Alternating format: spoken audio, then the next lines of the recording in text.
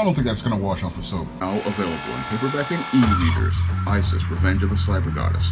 The goddess next door takes on the threat of a deadly digital diva driven to destroy the world in this action-packed, all-new Isis series adventure. Get Isis, Revenge of the Cyber Goddess featuring a bonus pin-up and the other 2 books in the Cyber Goddess saga at online bookstores everywhere today.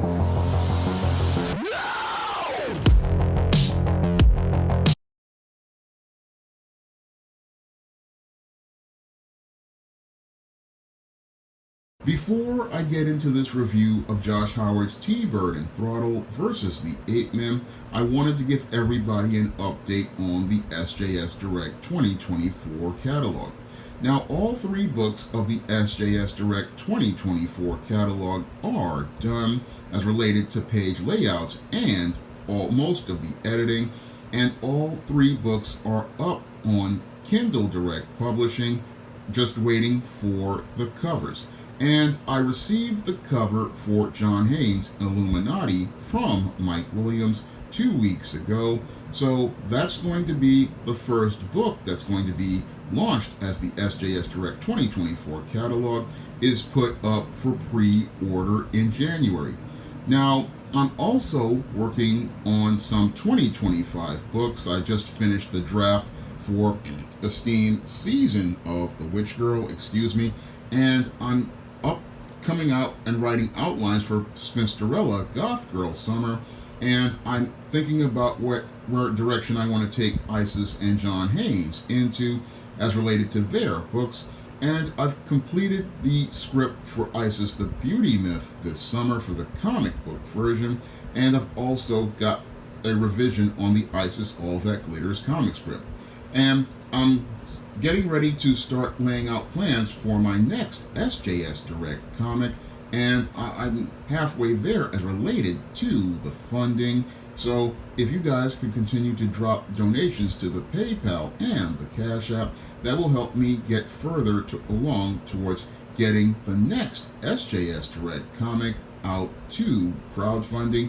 And I really want to get a comic out featuring the goddess next door as the next SJS Direct comic. Now that I've done comics like Esteem No Good Deed, which I did with Bill Walko, and John Haynes at Death's Door, which I did with Antonio Balderi. So the next comic I really want to do to complete the set as related to all the characters in the SJS Direct universe is do a full Isis comic book. And I can only do that with your help, and your donations are used to pay artists to go out here and design covers like I did for John Haynes series books, Isis series book, and Esteem series books. And you guys, it can help me be able to get that next comic out by dropping a donation again to the PayPal and the Cash App. Now, I've been a big fan of Josh Howard's art ever since I first saw it online when I was looking at Google photos of his Dead at 17 series and looking at many of the commissions that he did. And I really love how dynamic his art is, because it really pops. And I love how he draws some of the most attractive women in comics. And I've always wanted to have a commission of the goddess next door to go along with the cover that he did for John Haynes, The Man with Nothing to Lose. I've always wanted to get another commission from him because he does just fantastic work, and I always have enjoyed all of his comics. And I really was, when I heard about T-Bird and Throttle coming out with a new issue, I ran over to Indiegogo and dropped my pledge almost immediately. And after getting this comic, I was just floored by how fantastic it is, because this is, as I would say, one of the best comics of 2023, if not the best comic of 2023. And I feel like I didn't pay enough for everything that Josh gave me in this package. I feel like I should have paid more, because Josh really gave us all a lot for this campaign. I mean, this comic is printed on some of the best quality paper I've ever seen, and it's really hefty. I mean, this is a beefy comic. I mean, it's got a lot of pages, and I can say that Josh put his heart into this book.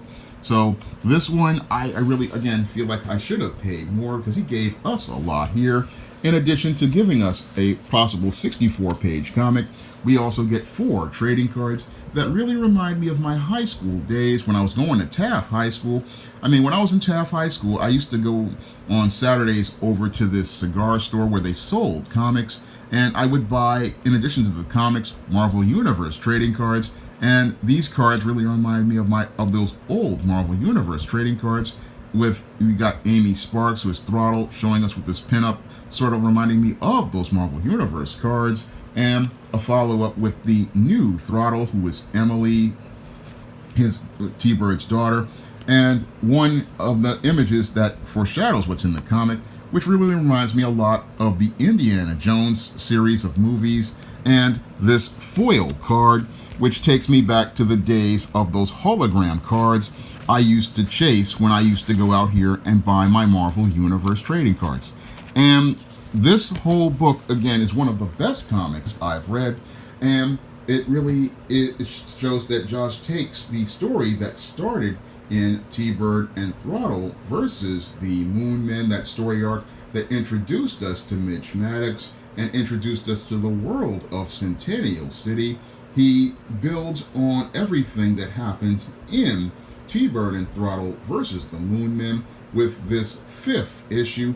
And this 5th issue it's one of the best comics I've read for 2023, and it's just exceptionally well written and has some of the most dynamic art I have seen in a comic all year. Now, Josh's stories, he likes to mix spirituality in them, and he does a great job of it here. And it was a live stream he did that inspired me to write Eternal Night. He did one with Brian Baugh that inspired me to write Eternal Night. And the writing here is just exceptionally solid overall, and it opens like this opening reminds me a lot of the Justice League animated series, where we have some people in the woods, and they are summoning this guy Kogu, who is a servant of Awaz, a lord of the elements, and these people are playing with all sorts of these spirits without understanding how dangerous they are. And I don't want to give away too much as related to this part of the story, because this part of the story is one that is essential to the book. It foreshadows what goes on later as related to these 8 men. But I don't want to, again, give away too much of the story, because Josh worked hard on this book, and he put his heart into this book. But everything that goes on in the woods relates to what goes on later. But as that's going on, we transition over to Amy and Emily and her friend Kat, who are on their way to the woods. And while this is going on, Emily is having a dream that foreshadows something as related to Jack Gruesome. And when Gruesome's around, whatever happens, it just ain't pretty. But this basically leads to Emily waking up from the dream, and as she wakes up from the dream, she and Amy and Kat are on their way to the woods, while T-Bird ties up some loose ends. And as T-Bird is tying up some loose ends as related to the Moon Men, we get a look at T-Bird's new look. And T-Bird's new look really reminds me of 2 eras of Ford Thunderbirds, because T-Bird is supposed to be based on, his whole idea is based on the old Thunderbird from Ford, which was a personal coupe. And the first version of T-Bird reminded me of the classic Thunderbirds, but this new look really reminds me of 2 generations of Ford Thunderbird, and those 2 generations are the ones I grew up with in the 80s, the Aerobirds, which came out in 1983, and the MN12 Thunderbirds, which came out, I think, around 1989 or 1991. Because there were these 2 generations, they were just some of the smoothest and sleekest birds, and they had really great designs aesthetically. Now, when it came to the Aerobirds, they had a really great engine with the turbo coupe. They had several different options, but the MN12s had a lot more power. They had a V6 that was really nice, but they said it was prone to head gasket issues, but once you fixed the head gaskets, they were absolutely fantastic. And then towards the end of the line, You got that Intech V8, which was also put in the Mustang, and that's what makes the MN12s really nice cars, because they had that luxurious interior, and they also had that power as related to performance. But that's what T-Bird's new look really reminds me of. This new sleek look reminds me a lot of those Thunderbirds and Optimus Prime. I always like that belt with the light up because it really reminds me of Optimus Prime, and his whole design reminds me of a mix of Optimus and Mr. Incredible. And he's in the sewer hunting down this last of the Moon Men, and as he's hunting down the last of these Moon Men, they have a bit of a battle which ends very quickly, and this all leads into after this battle, he's out here and he's taken down the bad guys, and this leads to him having some issue. He's talking to the people, and he also runs into one of Josh's things that he puts into many of these books, that T-Bird and Throttle comic that's a part of the world of Centennial City, and there's a little bit of a secret that is in that pages that has Mitch a little uneasy. And as he's looking at the issues with his daughter, he's got a pastor coming to him, talking to him about going into service. And this really follows up on this whole spiritual aspect of the series, because Mitch has not been coming to church like he should be, because he's been really focusing on the world, not understanding that you really need to stay focused on God, and you really need to make him your center, because if you don't stay focused on God, you can wind up becoming spiritually lost. So this is a great foreshadowing here in this whole page. Just again, absolutely great storytelling, and that's what follows up as related to the establishment of the plot points for this story. And Josh does a great job of setting things up as related to this story, and we get a little bit of cheesecake as T-Bird starts to fly down. And I like this shadowing here, brightness as related to him using his engines and his chest plate lighting up.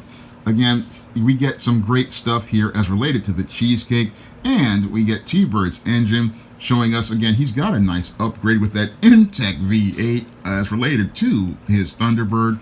And we get that after he comes down, what happens is we start to see everybody having fun.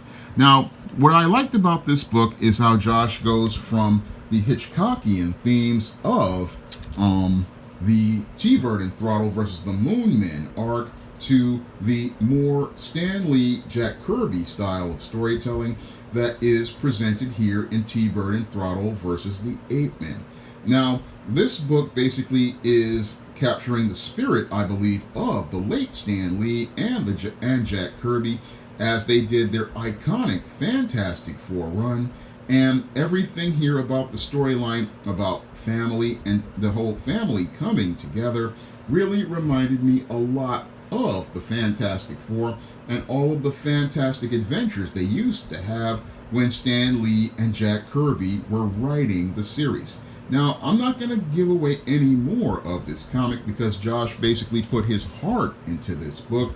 He put all of his love and passion into this story, and I want you guys to go out here and pick up your own copy of T-Bird and Throttle versus the Ape Men, because this story basically moves so fast that while this book may possibly be 64 pages, you will read through them faster than maybe 10-20 minutes, because this book has you turning pages so fast, because the story is just that engrossing and the action is just exceptionally well paced. I mean, everything about T-Bird and Throttle versus the Ape Men reminds me a lot of those old school Stan Lee and Jack Kirby Fantastic Four books, but updated for today with the contemporary sensibilities of the Incredibles and a little bit of the stuff from many of the monster movies, like the Godzilla movies and the Kong movies. I mean, there's a lot here that Josh puts into this story, and he does a great job of further building the world of T-Bird and Throttle with a great contrast of the high-tech, futuristic Centennial City to the spirituality of ancient times. I mean, everything here just flows beautifully together in a well-crafted story with rich multidimensional characters, and the ending is one that I don't want to spoil, because the ending is one that had me thinking about what Jesus said about remembering Lot's wife, and it also had me thinking a lot about the symbiote from The Amazing Spider-Man. I won't give away too much as related to that, because that ending is a great cliffhanger, and that cliffhanger had me anticipating when Josh launches T-Bird and Throttle versus the Lizard Men. He says it's coming in 2024, and I am going to be eager to put in my pledge for T-Bird and Throttle versus the Lizard People, because that book I know is going to be absolutely fantastic from the cliffhanger he left the book on. From the cliffhanger he left the book on, I'm really excited to get that next book. And this T-Bird and Throttle series has me thinking about the days when I used to buy comics back in the late 80s and the 90s. And the whole package that he presented really takes me, again, back to going to that cigar store back around 1991 and 1992 when I was out here buying the Marvel Universe trading cards, because I have the Marvel Universe Series 2, the Marvel Universe Series 3, the X-Men Series 1, and Marvel Masterpieces. I mean, when I was in high school, I was buying up these cards, and these cards take me back to those days of buying those Marvel Universe cards. And this entire package for Josh Howard's T-Bird and Throttle has me revved up to go pick up that next issue, and has me happy to be able to get into the world of Mitch Maddox. And this whole book, basically, again, like the MN12 Thunderbirds, I really love those cars. I mean, I love those in the Cougar XR7 and Lincoln Mark 8. They're really nice cars all around. And this one has that high level of quality and revs up with great action. And on turbocharged, again, pick up that next issue of T-Bird and Throttle. And I highly recommend you go out here and pick up T-Bird and Throttle versus the Ape-Men and watch Mitch Maddox makes mincemeat of these damn dirty apes. Now, if you want to pick up my first full comic, John Haynes at Death's Door, you can find that comic on Lulu.com in paperback. That comic was a part of a successful 2022 Kickstarter, and you can have your own copy for about the same price as people paid on the Kickstarter. And if you want to pick up my first full comic I did with Bill Walko, Esteem, No Good Deed, you can find that comic on Kindle for 99 cents in digital format, and you can pick up a paper version in the Esteem series book, Esteem Blast from the Past. And if you want to pick up some of the action-packed fantasy fiction that I have written, like the one that was inspired by Josh Howard's live stream, Eternal Night, you can find that book on Amazon.com in paperback and Kindle format. And you can find the other books of the SJS Direct universe on Amazon as well, such as the ISIS series, the Steam series, the John Haynes series, the books of the Spinsterella trilogy, my Black Sorority novel, The Thetas, and my Black Vampire novel, Eternal Night. And again, if you want to see me be able to make more great comic review videos and be able to make my next full comic, you can send a donation to the Patreon, the PayPal, or the Cash App, so I can continue buying great comics from great artists like Josh Howard and continue to be able to go out here and be able to continue producing more comics on the SJS Direct imprint and books on the SJS Direct imprint. That's all I have to say for this video. You can comment, rate, and subscribe. Now available in paperback. Those who refuse the gift of eternal life are condemned to wander in the darkness of eternal night. Get your copy of Eternal Night at online booksellers today.